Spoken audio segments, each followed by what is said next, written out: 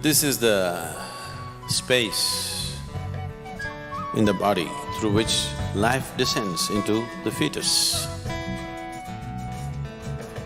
So this is the Brahmarandra. If dimensions beyond the physical become a constantly active process, some of you might have felt this in your Shambhavi. You got an antenna on your head, which is giving you a certain perspective of life.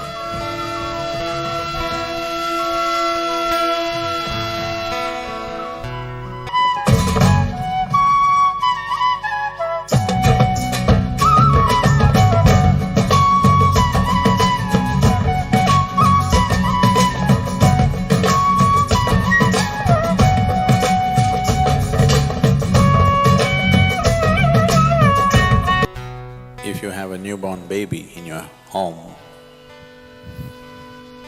you would see a certain part of the skull is not formed. Have you noticed this? So the child has to be handled gently, that part is just skin, there is no bone. So, this part in the yogic terminology is referred to as Brahmarandra. Randra means a passage, like a small hole or a tunnel or a passage.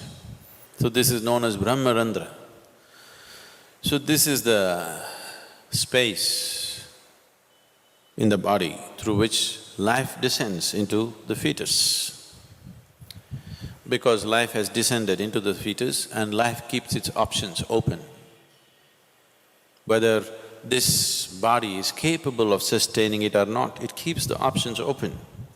That much awareness is there in the life process, so it keeps that trapdoor open till the last minute. It wants to keep it open just in case it finds the body unsuitable for its existence, it will leave.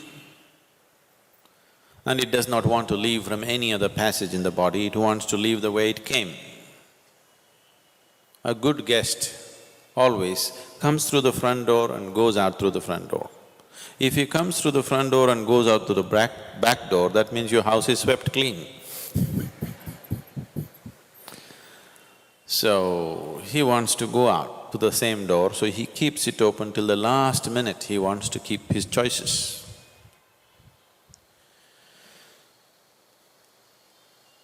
There are any number of… probably if there are doctors or obstetricians, you would know, there are any number of cases where by all medical parameters, the fetus is healthy, everything is fine, but for some reason, a stillbirth happens.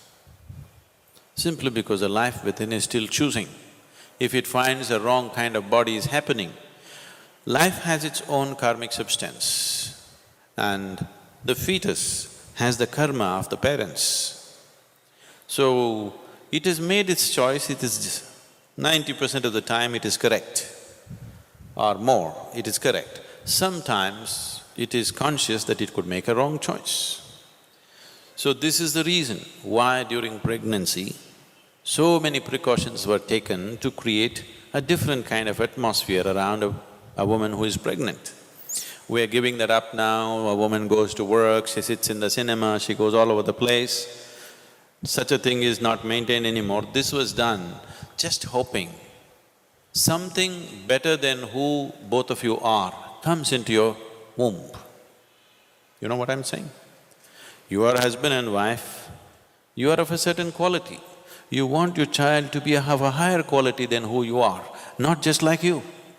Someone better than you should come into your womb, so that for that sake, even a husband was not allowed to see a woman beyond a certain stage of pregnancy, because she is to be kept in a certain state of comfort and well-being, with a certain type of thought, with a certain type of atmosphere, trying to please her system in all ways, right kind of incense, right kind of sounds, right kind of mantras, right kind of food, everything, so that her body is in a state that it welcomes the right kind of being. Maybe in today's world it is all these things are out of question. So if a being enters into this particular fetus and finds it unsuitable as it evolves to become a baby, then it leaves. That is why one door is kept open. So this is the Brahmarandhra. And even when you leave one day, you can leave whichever way. But if you leave through the Brahmarandhra, it is the best way to leave. If you leave consciously whichever part of the body, it is fine. But if you can leave from there, it is the best way to leave. So because there is lot of talk about this, there are books which have been written about it.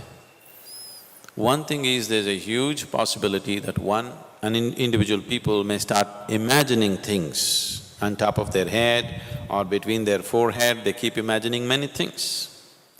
Because you need to understand this, wherever you focus your mind, there will be some twitching. If you want, right now you experiment, hold your little finger like this and focus at the tip of this little finger, you will see within a minute's time there will be twitching.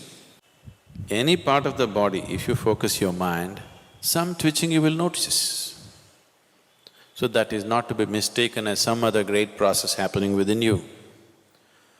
Or of course, there are physiological twitches and twists happening here and there.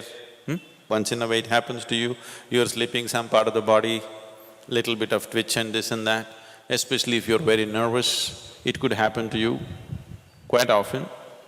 If you're at ease, it may not happen. If you're in a little bit of tension or stress, it could happen to you in different parts. So that is not to be mistaken either.